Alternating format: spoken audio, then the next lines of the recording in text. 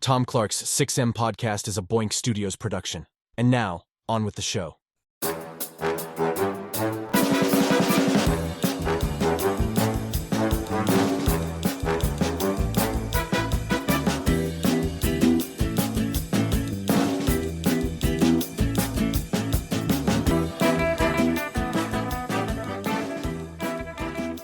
Hey, what is up? Welcome to Tom Clark's 6M podcast. I'm your host, Tom Clark, and in this episode, I'm joined by co-host Christopher Ray Patton. Pop quiz, kids. Who's the greatest guitarist of all time? Now, before you answer that, let me tell you that if you think there's a right answer, you're wrong. You want to know why? Because everything's subjective. For everyone that says Jimi Hendrix was the greatest of all time, you'll probably find just as many that says hogwash, it's Eric Clapton.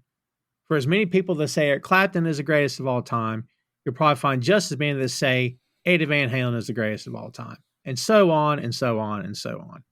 Oddly enough, funny enough, we're talking about Eddie Van Halen here today, along with his band known as, you guessed it, Van Halen. Now, we're going to talk about Eddie's prowess on the guitar, and we should, because this is Van Halen's first album we're reviewing here today. And wouldn't you know it, it came out in 78. So we're not too far behind. We're not too far behind. We made it, right? We got there. But there's a lot of stuff to talk about for Eddie, for the way this album sounds, for the impact this band made and still makes today, for the sound that, you know, for my money, I don't know that anyone sounded like them before or afterward, but not for the reasons you may think. And maybe not necessarily because of Eddie. But we'll get into that here too. And I didn't want to spend a whole lot of time on the introduction because, again, this is a big album, and I think it's worth spending some time on. So we're going to just cut to the chase. But before we do that, let's do this. Van Halen is the debut studio album by American rock band Van Halen, released on February 10th, 1978 by Warner Brothers Records. Widely regarded as one of the greatest debut albums in rock music and considered a forerunner, perhaps, or a big hit of glam metal, the album was a major commercial success and peaking at number 19 on the Billboard Top LPs and Tape chart.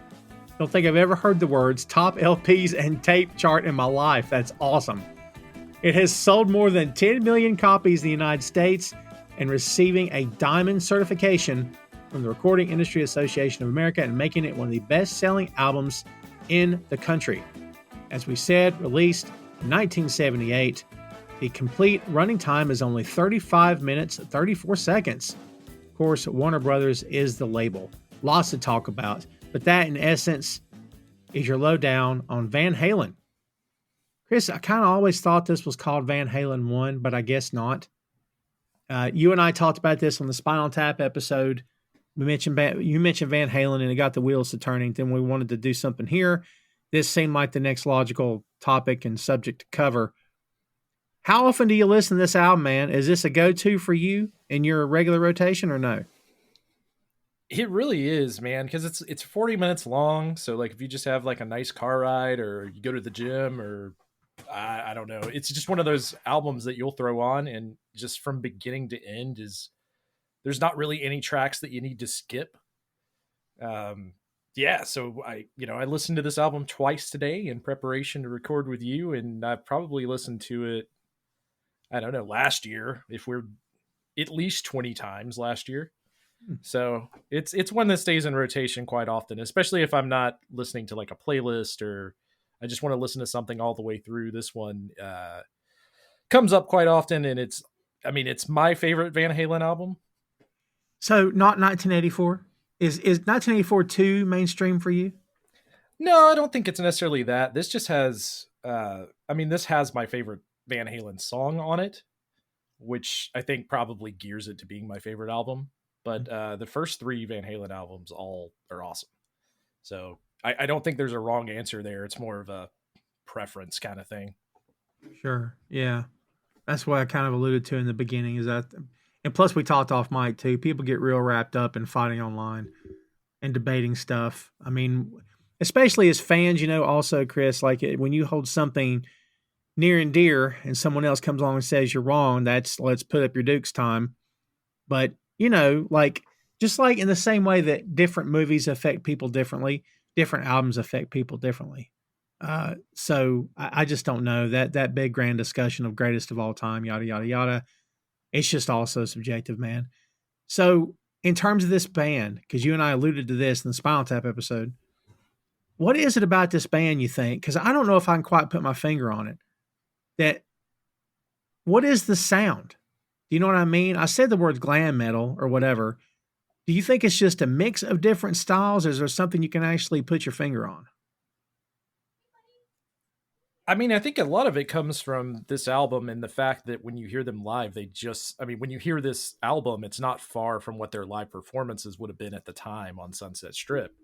Hmm. Like a lot of that, and it also pivots around, you have, David Lee Roth's very powerful voice, but then you have this beautiful classical style in places, electric guitar that no one had heard anything like before.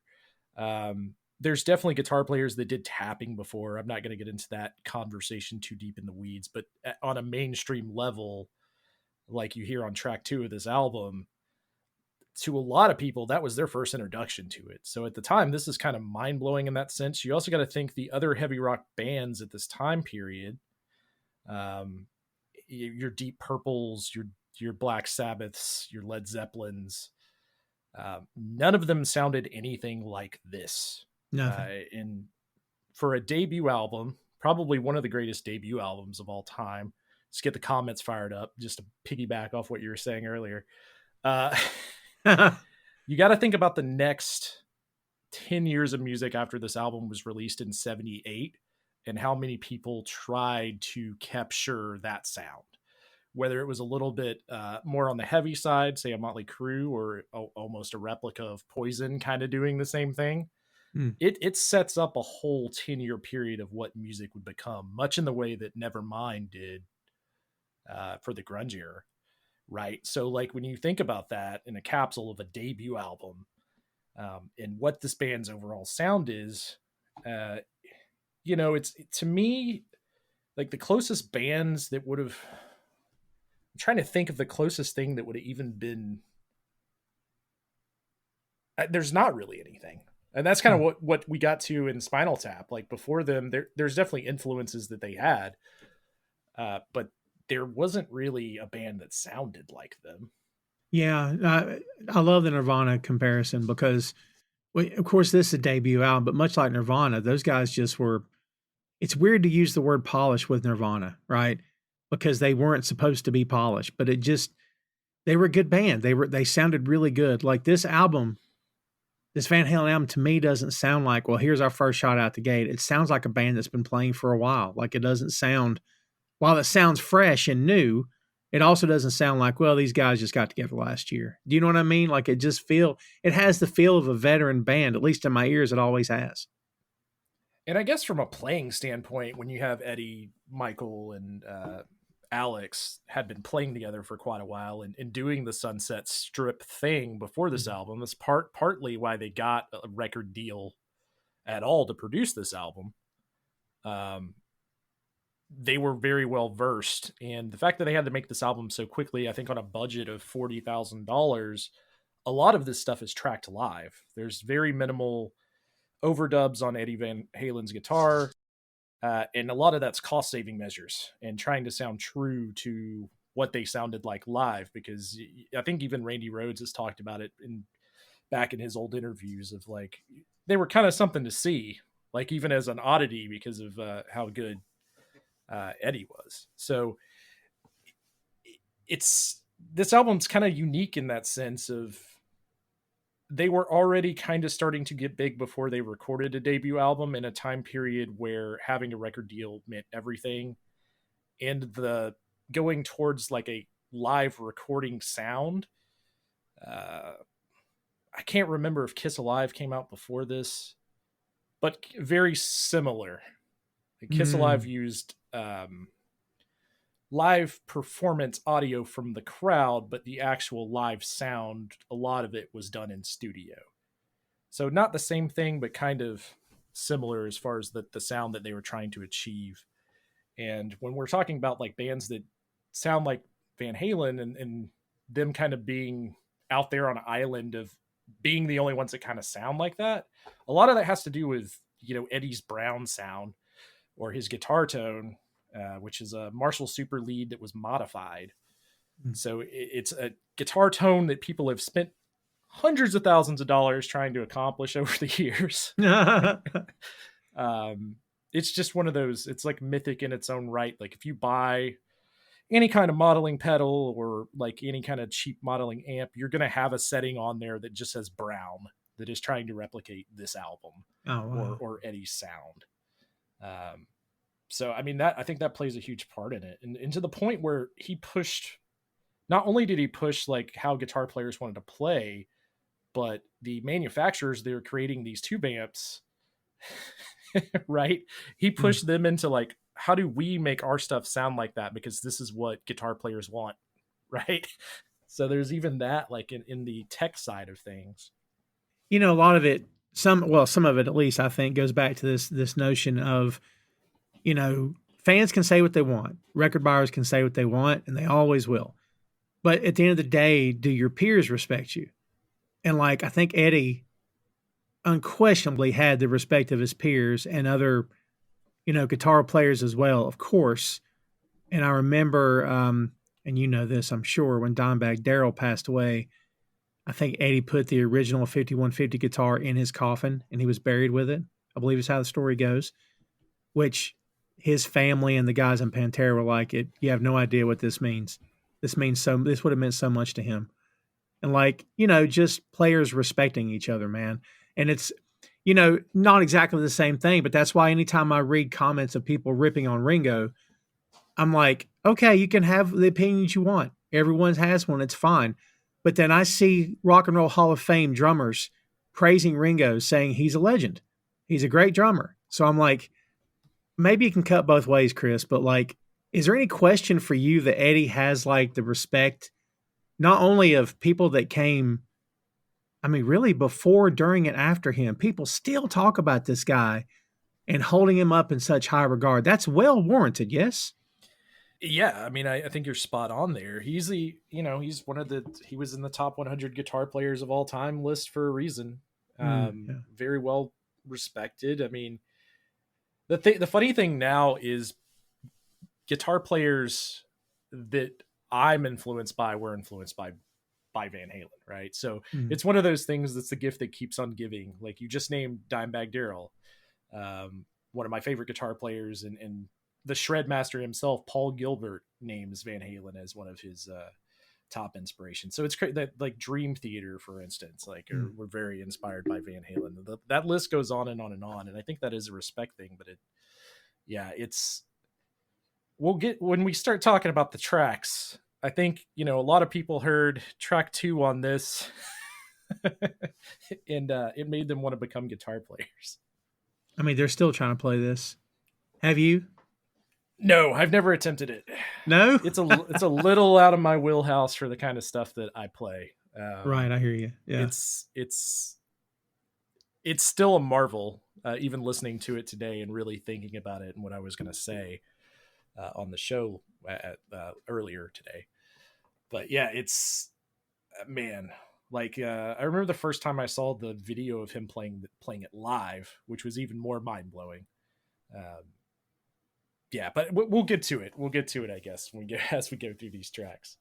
I just remember the many interviews he's had over the years, him talking about the guitar, and his big thing for the guitar was always, what else can it do?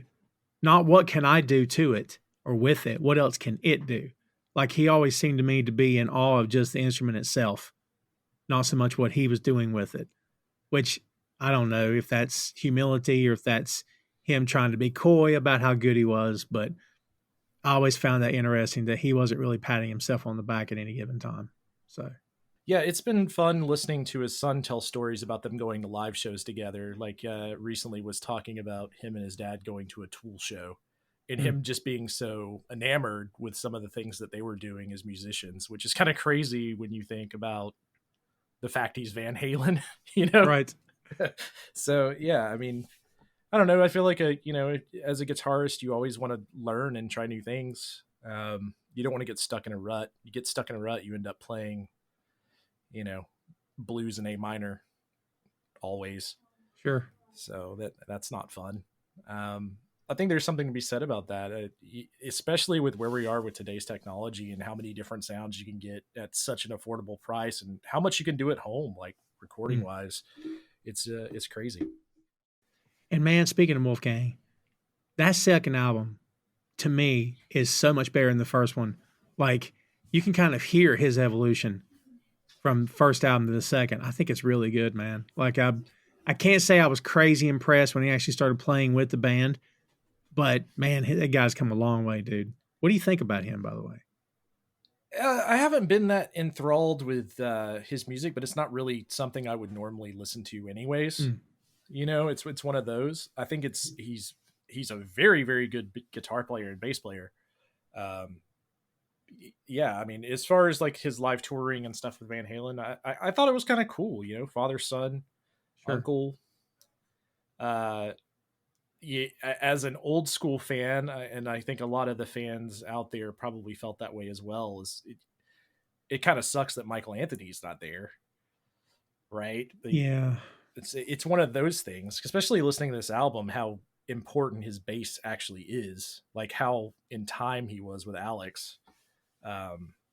Considering they tracked most of this album live, and you go back and you listen to some of those bass lines, they're phenomenal as well. I think he kind of gets overshadowed a little bit, but very important member of this band. So I think that's a lot of people's beef with him touring with Van Halen in the later days.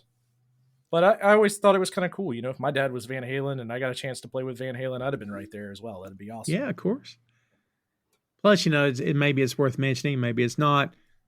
Unfortunately, Anthony and Eddie did not reconcile, supposedly. So they never had a chance to make peace, which is it's a crying shame, of course. And of course, rest in peace, Eddie Van Halen for sure. Before we get started here, man, Michael Anthony deserves his props. Not only as bass player, which you mentioned. Dude, he's the sound of this band. That's what I was alluding to in the intro. I mean, you take away his backing vocals, this is not Van Halen anymore. Like, I don't know if you ever got into Chickenfoot with him, Sammy Hagar, Chad Smith, and Joe Satriani. It sounds like Van Halen. Not because they're trying to, but because Michael Anthony's singing back, backing vocals. Without him, Chris, this is not the same band. Yeah, and you hear a lot of that. Another thing about this album in particular is they double a good amount of David Lee Roth's vocal parts, which is kind of interesting. So basically singing the same part twice. Tom Petty used to do this a lot as well. But yes, Michael Anthony, as far as the backup vocals go, it's a huge part of the sound on this album, and even more so by the time you get to the third album. Yeah, I agree with that. Yeah, and he infamously always played the Jack Daniels bass because he kept them in business quite a bit. By his own admission, kept them in business, which I think kind of became an issue for the band at some point as well. But they were all party guys, weren't they, at any given time? Pretty sure. During this time period, yeah, pretty much. But hey, kids, that's rock and roll. What do you want? You want a bunch of saints? It's not going to happen. Rock and roll, sex, drugs, and rock and roll, as they say. Well, look, let's get into this album because I'm anxious to hear your take on this. Let me say this: "Running with the Devil," track number 1, 3 minutes 34 seconds, is an absolute classic, as is other songs on this album. Dude, it's a rock song, but man, to be the first song on the album, like they take their time with it. It's not rushed. It's not meant to bang your head to. It's just a straight up, punch in the throat, deep rock song. It's how I've always kind of thought of it. And that opening, the bass in the opening, and that piano, just freaking awesome, man. I mean, I love this song. I think it's a highlight on this album. What's your thoughts on "Running with the Devil"? It's an awesome song. It's a great song. It's probably my third favorite song on the album, but it's a great way to start it because of the opening bass line and the weird sound you have at the beginning of the song itself is something that Van Halen would kind of become known for, is doing these kind of cool intros. Mm-hmm. And you like Hot for Teacher, for instance, you get the cool drum intro. But there's two different schools of thought on how they achieved that sound. One of them is that they circled the band's cars and recorded the car horns. The other is they built a box of car horns and hooked them to a car battery, making them all go off at the same time. And then they threw reverb on top of that. So that's the sound right before the bass comes in is car horns, which is kind of crazy. That's great, man. Boink Studios is the home of Tom Clark's main event, Tom Clark's 6M podcast, and Two Nations Under Ted, a Ted Lasso podcast. Visit the site today for links to every podcast platform, social media, special announcements, and a lot more. Check out the site and bookmark today, boinkstudios.com. Is that what you think it is, or do you think they intentionally kept it sort of vague for a reason? Well, I mean, I think it's one of those two things. It's definitely car horns, but it's which way did they record it, right? Right. Which no one seems to really recall. Right. But I know that when they would do it on stage, they just probably used a live sample, I would guess. Yeah. But yeah, so they either built a box of car horns, which to me sounds crazier than them just recording the car horns.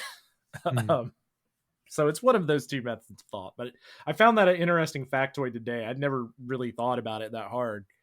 But yeah, those are the two different stories of how that sound was accomplished, at least.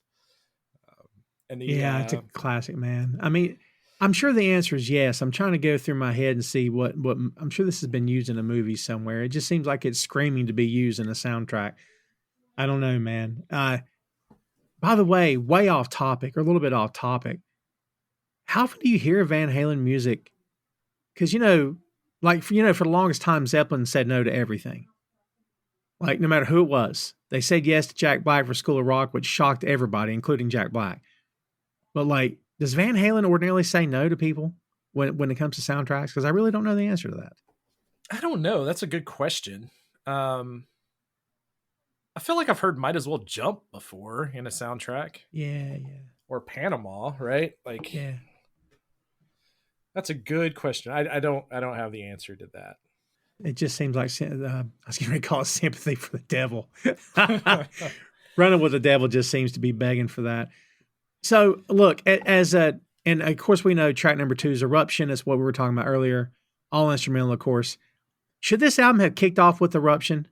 Because I kind of in my head think, why is it done in this order? Do you know what I mean? Do you think it should have been flipped? I don't think so, because it leads into that great riff coming into Ain't Talking About Love as soon as it ends.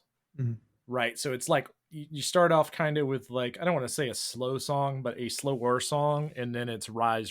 So you get Eruption, which is crazy high energy, right into Ain't Talking About Love, which does this beautiful thing of both being very explosive, but very subtle in parts. Right. And, a story Van Halen's talked about in the past is that he kind of wrote it as a joke to start out with, because it's only 2 chords through the majority of the song.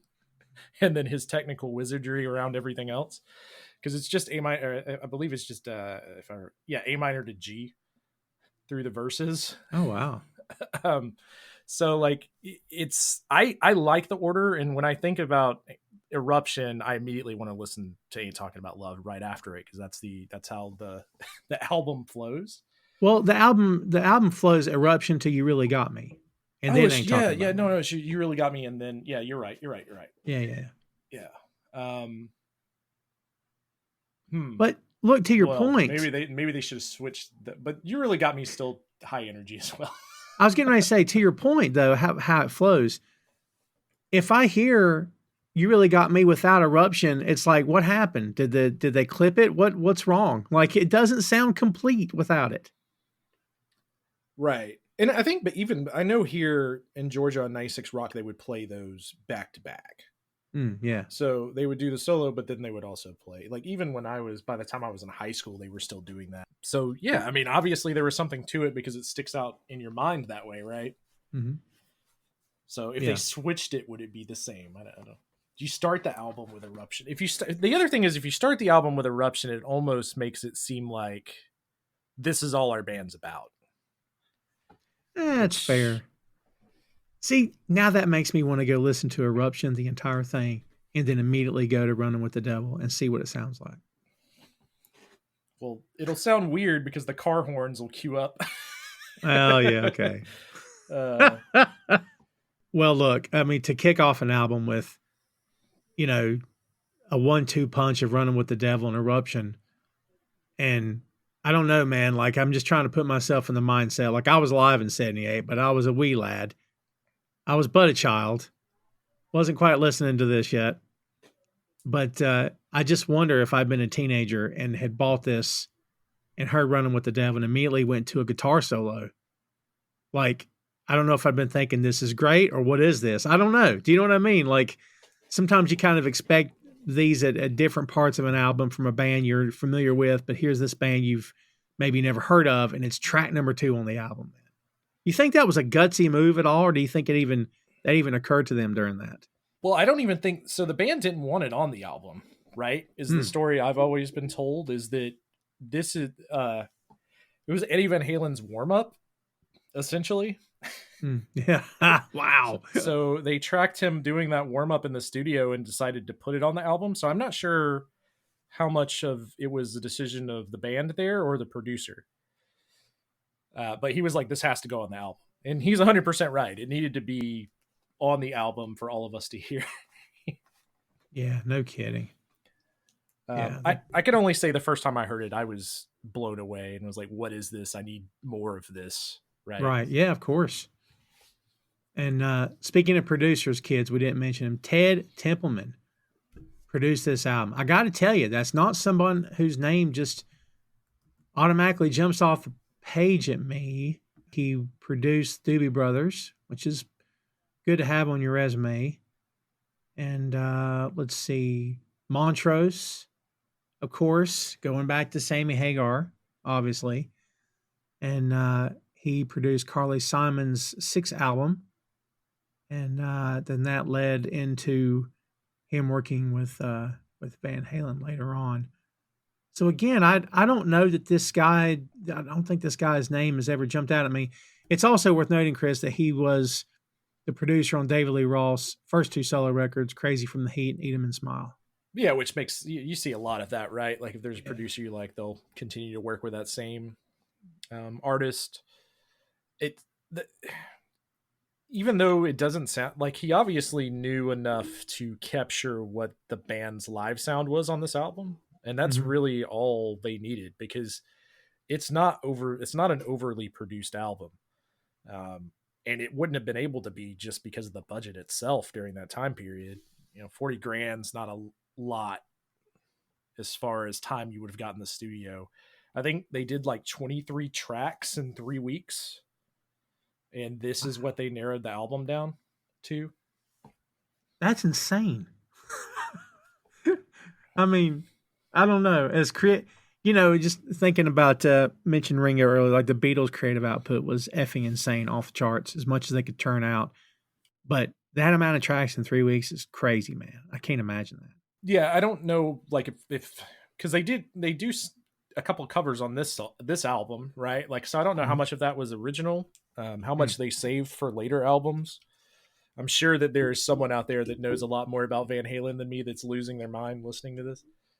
But yeah, it's that's what I've been told and read over the years is that, yeah, they did like 23 tracks for a $40,000 budget. And specifically the producer wanted them to track it live. Everything from some of the bleed. We were talking about this offline. For this, I was listening to kind of a breakdown of Running with the Devil and the isolated tracks, just listening to the isolated tracks. And they're playing at gig volume in this recording studio. So when you listen to Michael Anthony's isolated bass track, you'll hear the bleed from the isolated sound booth that Eddie Van Halen was in. So you can hear his guitar coming through. So you hear like Michael Anthony's distorted bass line, the do, do, do. But in the, on the other side, you'll hear Van Halen's chords kind of bleeding through. And one thing that I know Van Halen didn't really want to do, but they did convince him to do, was track a second rhythm part. So he does do some second rhythm parts that, you know, obviously wouldn't have been played live, just to kind of fill the sound out. But like outside of that, there was like minimal retakes as far as like him going back in and re-recording guitar parts and cleaning things up. Man, that's again maybe another example of guys who were polishing as much as they were used to playing together. And of course, when David Lee Roth joined the band, everything kind of took off from there. I mean, to kind of sidestep for a minute, like one of the things about that era that led into the '80s, of course, with when glam became hair metal and whatnot, and every guy's wearing women's clothing, for lack of a better term, on stage, and heels, and painting their faces and stuff and using makeup. Like, what a different time, man. Like, I kind of always have believed that Van Halen's sort of that band before that happens kind of thing. Like, there's somewhere in between. I don't know how to phrase it, but there's something that they are something after Zeppelin and before Motley Crue. Like, they kind of exist in their own little world, at least with the first couple of albums. And then as other bands began to change and whatnot, things began to change around them. Like Judas Priest, for example, which I'm going to mention them in a bit too with another track.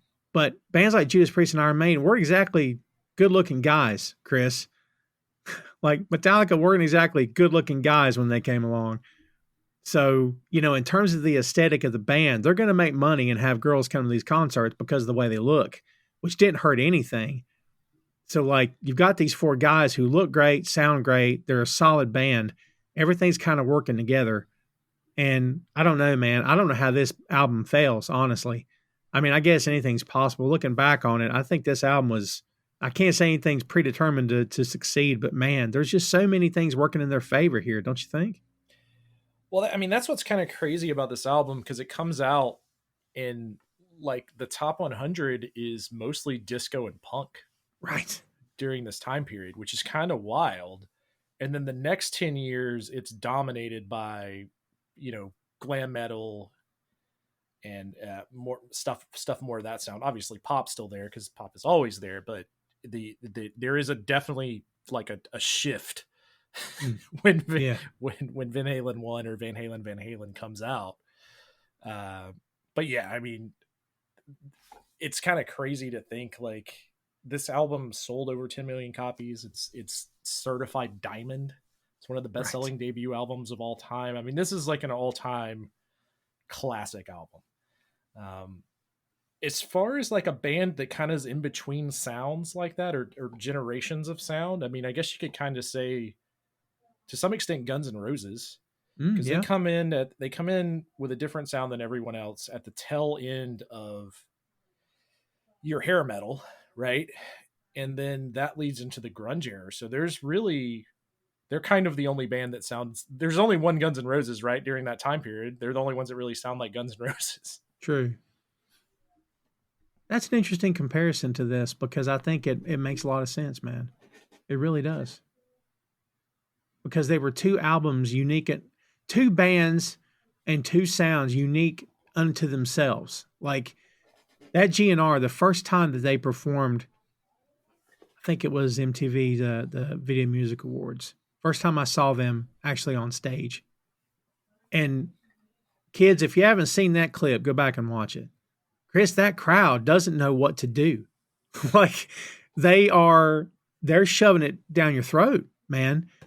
And they're as full of energy and life and sound better as best as they'll ever sound on that night. And Chris, that crowd is just, they're cheering, but at the same time, there's just this feeling of, what has happened? Is this, I think rock and roll's back. This is great. You know what I mean? It's just kind of had that feel to the whole thing, man.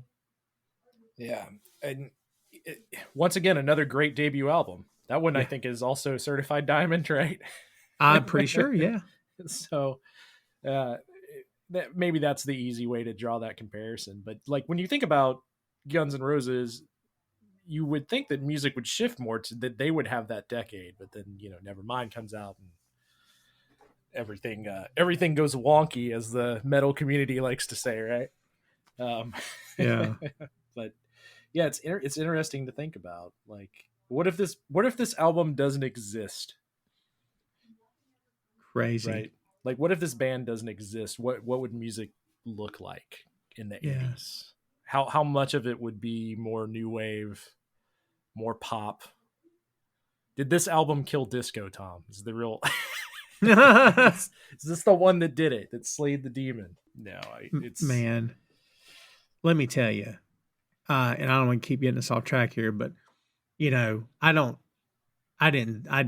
the Death Toll for Disco was sounded, I wasn't grieving. Like, there's highlights. The Bee Gees are a phenomenal band.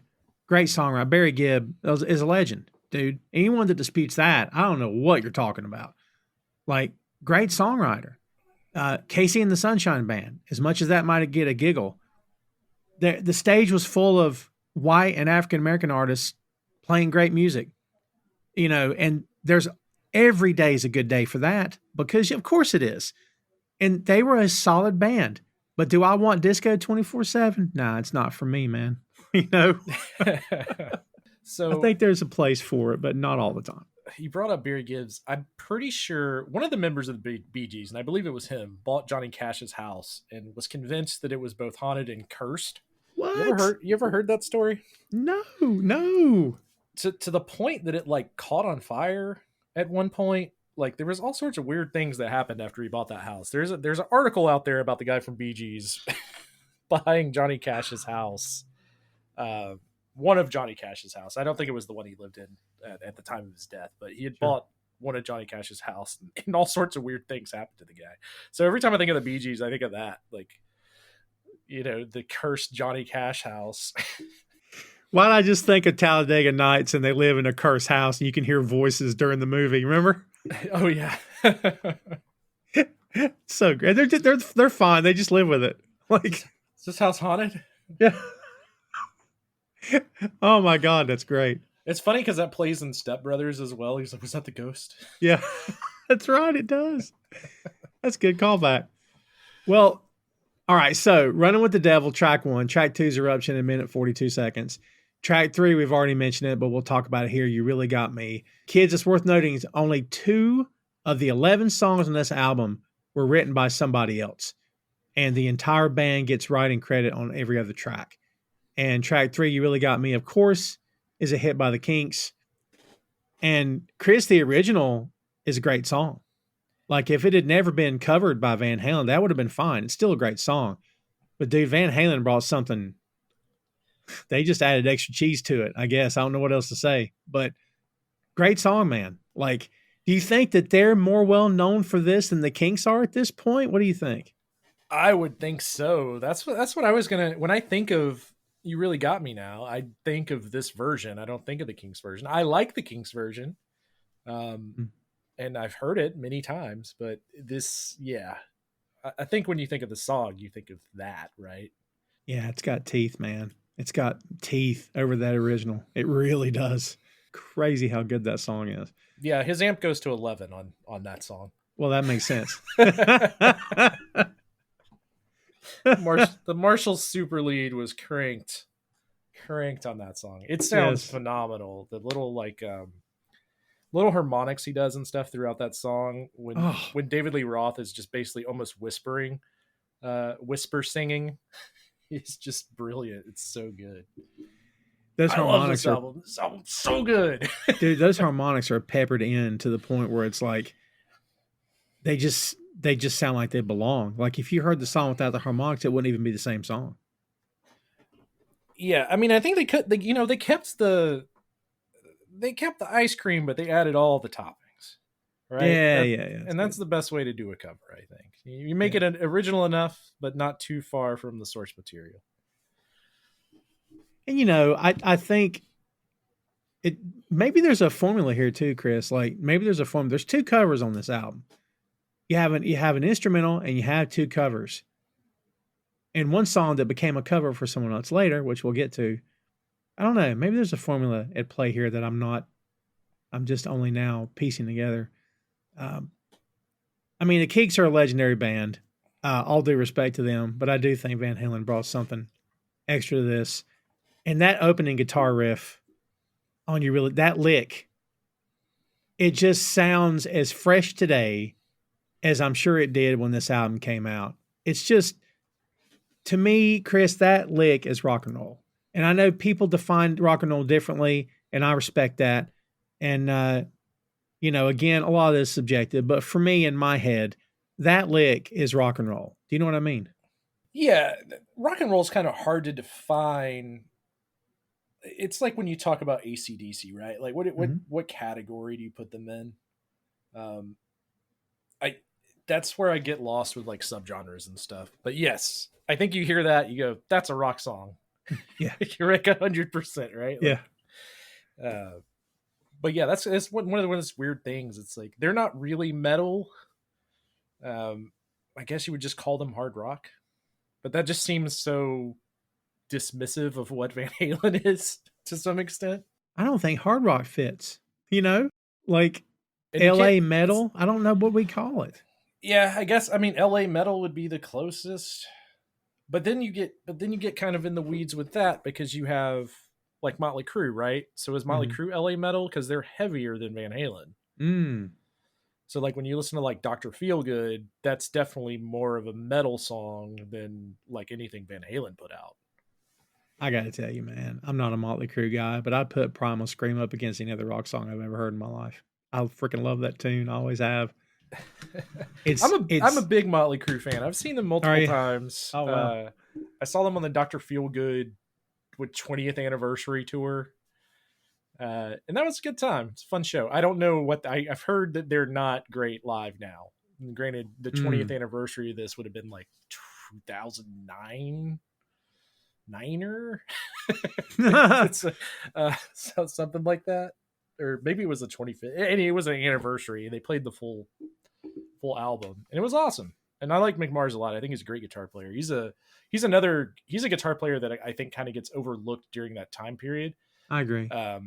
He fills out a lot of their sound by tuning to D standard, and he's a really, really unique guitar sound. That's part of why they sound so heavy in comparison to some of the other 80s bands. Not that they were playing anything that much different, but part of that is his tuning and the way he approached guitar instead of layering in the studio as much.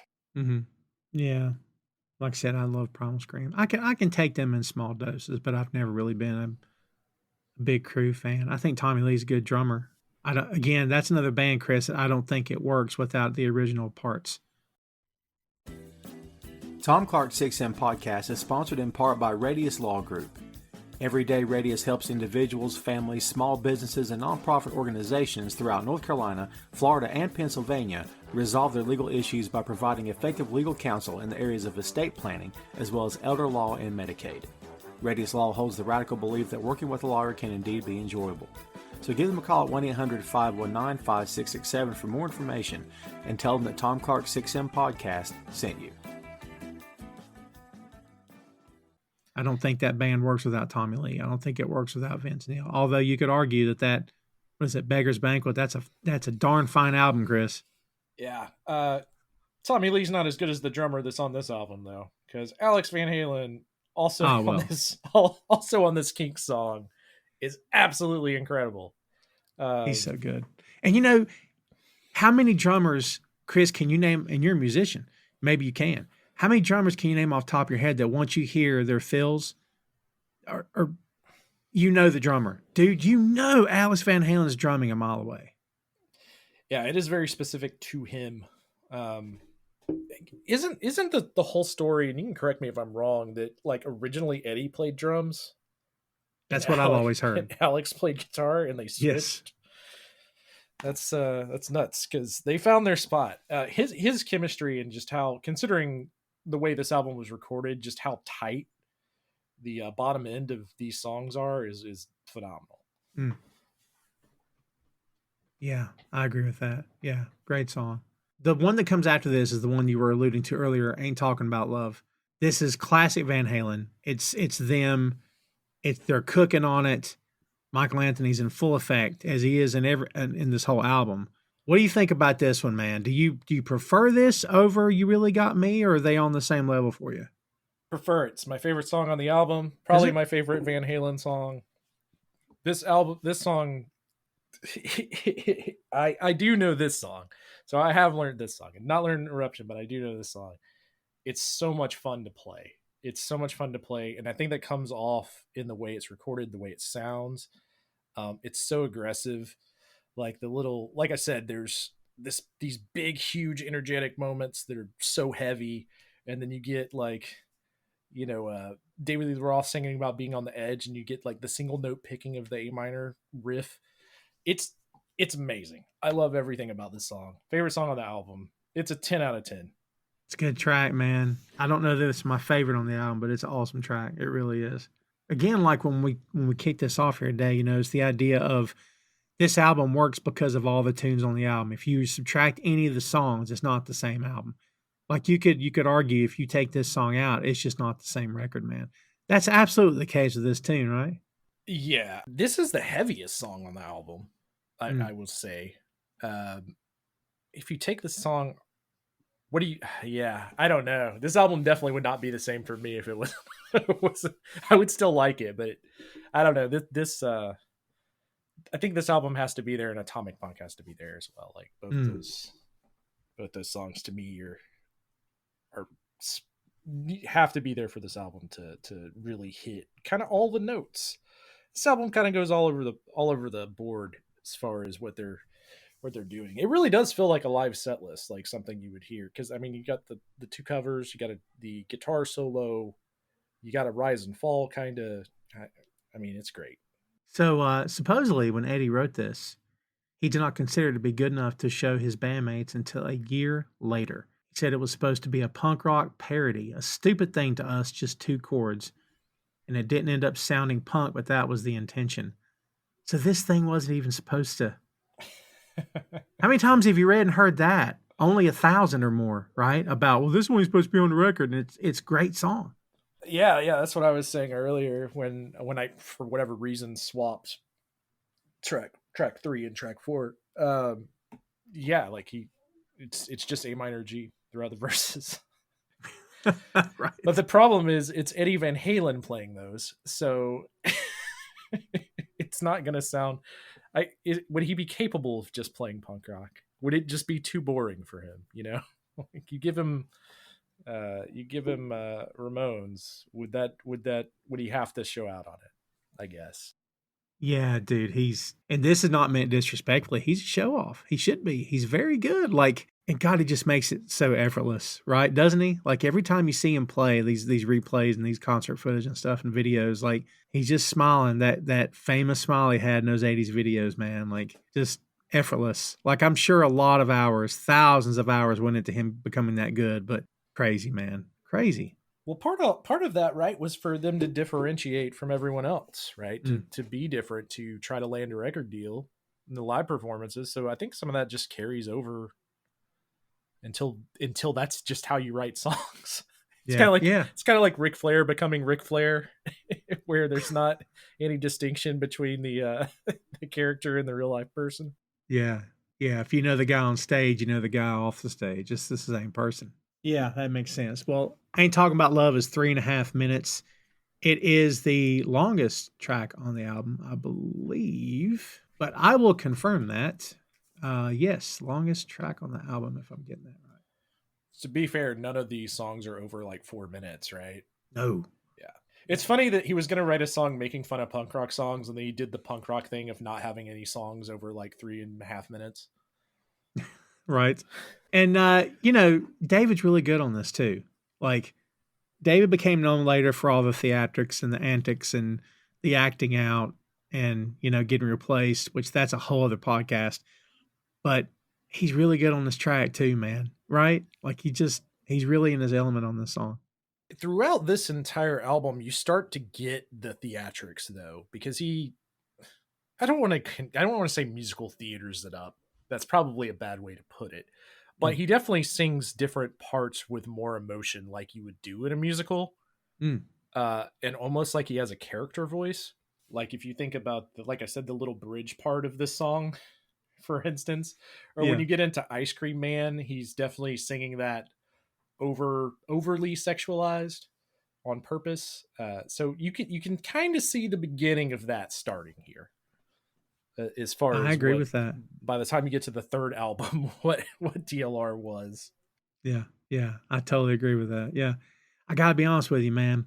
I know we're just reviewing the first album, and I don't mean to jump us ahead 30 years in the future, but dude, I think he became more of a problem than he became he was more of a detriment than he was an asset to them as a band. I really believe that. I just think they reached a point where it's like, all right, that's enough. Like, I don't know. And of course, we know that that's one of the things that maybe split them up. And we mentioned the history between them and Kiss, and we didn't give Gene Simmons his props because he was very high on this band. Got their demo recorded. This band was almost known as Daddy Longlegs. But I just remember them going on stage together. And again, I think it was maybe the Grammys that year, and they had not been seen on stage together in a long time. And David was with them, and they were presenting an award to Beck. And Beck gets on stage to accept, and David is just cutting up, acting like an idiot, right? Like just miming to the crowd and stuff. And they were like embarrassed by him because they're like, this is Beck's a moment. This is his award. And Beck, to his credit, it's like, it's David Lee Roth, man. I don't expect any, I'm not offended. It's fine, that kind of thing. When he could have been offended, but it's like, I don't know, Chris, at some point I kind of felt like he became more of a hurt to the band than he was a help, I guess. I mean, not musically to me, because I don't like anything after Really? TLR leaves the band. Interesting. We never got into that in that Spinal Tap episode. So you're not like a Van Hagar guy at all? No, not for me. I just, Sammy Hagar in general annoys me. Why is that? I don't know, man. Like even his solos, I don't like any of his solo stuff either, really. And he does like shows. He became like the Cabo Wabo tequila guy. Yeah. He's almost like the hard rock version of Jimmy Buffett to me. I can't say I've never thought that before. Like there's just something about him that annoys me. And like you get into like the later Van Halen stuff and he's doing like Pound Cake. Like he's trying too hard to be DLR and he's not DLR. He's like the Kmart version. The blue light special. So yeah, like I don't know, man. It's not for me. It just makes me think of the Wedding Singer. He's like, please take my Van Halen shirt off before they break up. He encouraged the band to break up. I love The Wedding Singer. That's one of my favorite movies, man. What a great flick. I am with you on Ross vocals. Can't disagree. But I've always been a fan of Hagar, man. I think that when he joined the band, he brought them another dimension they didn't have before. I think he gave them longevity. I don't know if anybody else would have been able to do that for them. I don't think Sammy cared about playing games. He didn't care about making it about himself. He just wanted to play, and which he did. And I think that they had some good albums with him. I agree with you. The Pound Cake thing, I don't know how well it ages. But to that end, I think Sammy's still writing and singing songs like that, which is weird to me as a guy in his early 50s. I guess that's rock and roll too, Chris. What do I know? I mean, AC/DC is still singing stuff like that.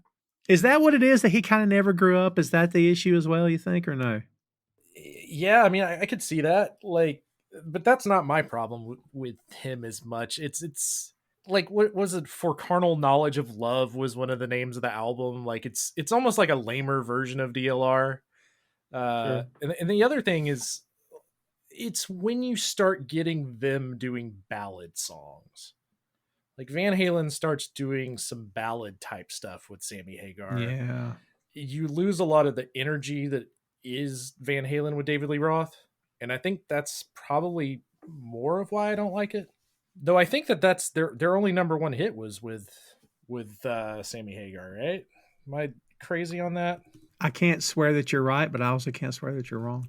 Let's look and see here. I want to say that their number one with him was it was like their message video. Something with love in the title, more than likely. Because Sammy Hagar. See, I knew you weren't being serious on that, but you may end up being right. What was like the message video and song they had where it was like very conscious, socially aware? What was it called? I don't know. This don't be acting like you don't know. This would have been after David Lee Roth, so I may not have ever. I mean, I'm sure I've heard this, but I am looking right now. I think it was Right Now. Yeah, that gets more into like, it sounds like a ballad. But that's exactly what I'm getting at here with the Sammy Hagar. Yeah. And then, Van Halen 3 in 98, where they just completely went off the rails and got Gary Cherone to saying, that's even weirder. Gary Sharon got a raw deal, man. I'm not. Dude, it's not his fault. That is a weird album. No, not at all. That's a weird album in general for what Van Halen Yeah. is, especially in 1998. 20 years later. Yeah, raw deal. Great voice, raw deal. I don't think they ever considered him part of the band. I don't know what his stories are, what his side of it is, but they tried to repackage themselves and come back out. I thought the song they released was good. I don't know if it was a good Van Halen song, but it was a good song. I liked it. I don't know. Very different. So after Ain't Talking About Love, we've got I'm the One, 3 minutes, 44 seconds. And that is the end of side one. What would have been side one, of course, on this album. This kind of follows along with Ain't Talking About Love. It's, it's fast paced, it's energetic, got a lot of life and energy to it. What do you think about this track? Because I don't know that it stands out that much. I don't know. I can't say that I skip it. I like the tune, but I don't know how much it really stands out to me all these years later. I think the guitar work as a band is phenomenal. It doesn't stand out as some of the other songs on this album, but the other songs on this album are what you're going to find on any Van Halen greatest hits. Like three or four of the tracks are going to be on one of the greatest hits albums. So it's kind of like a tough one. I'm trying to remember. There are some good DLR lyrics in this song, which is it has those great open chromatics after. Oh man, there's some good stuff in there. It's not. I think the biggest thing is it leans into the fun of the band. So they do the acapella thing in this one. That's true. I forgot that bit. That comes from out of nowhere too, Yeah. So you get like the very, very heavy and then ba-ba-da, shooby-doo-wah, ba-ba-da. Yeah. So it's fun. It's a fun song. Yeah, it is a fun song. Yeah. It's just always weird that they didn't call the song Show Your Love, because that's the lyric I remember from. Yeah, same. Yeah. Which is also very dirty, but in the way that David Lee Roth does dirty, not in the corny way that Sammy Hagar does dirty. Right. Sammy's just like an overgrown kid telling dirty jokes, and then David Lee Roth, you look like you might catch something from him if you sleep with him. You just kind of got that feeling. Do you know what I mean? Did you ever watch Metalocalypse? I never got into that. I've heard good things about it, but I never got into it. There's a rock and roll clown that is just completely based off David Lee Roth. Makes sense. One of the greatest frontmen of all time, we have to say, right? I mean, you can't leave him out of the conversation. I think that'd be crazy to do that. For just a frontman, yeah, for sure. Like the energy and excitement that he brings to the stage, I think is very important. He also makes the band so much fun. Like he does. Yeah. Well, I can't argue that. Yeah. Yeah. And it's, rock and roll band led by a good looking guy with long blonde hair at the lead. How many times have we seen that over the years? I mean, it's formulaic, but it works. And it worked for them, of course. And, again, if things had been different, let's say they'd become Daddy Longlegs and not Van Halen. Well, even the album cover for this, he's like doing the full Robert Plant open shirt, leather pants thing. Yes. Good call. Very much like this is our Robert Plant. Great album cover. And the one guy that's not playing on the album cover is, the most famous guy from this band. And he's just kind of holding the instrument. Like, I don't need to show off. I'm good. You'll find out when you listen. Knowing him, he's probably bending a note there and just like, it's so easy. He doesn't have to do anything else. He's like, look, I just hold this note forever. It sustains forever. If you just listen. If it was plugged in. It was plugged in, you can hear it. Yeah, if it was plugged in, you can hear it. Yeah. For anyone out there that hasn't heard the Spinal Tap episode, go back and give that a listen, because that's what led us down this rabbit hole. Oh my God, for sure. Well, kids, there you have it. There is side one of, I'm just going to call it Van Halen 1. And we won't talk about, last words or anything. We'll get to that at the end of our review of side 2. So keep your eyes open for that. It will be out, should be out the week after this particular episode comes out. So stay tuned for that. Don't miss it, kids. But for now, that is side 1 of Van Halen. Hey, thanks for listening to the show. Check out our social media on Twitter, Facebook, and Instagram at 6M Podcast. We'll see you next time.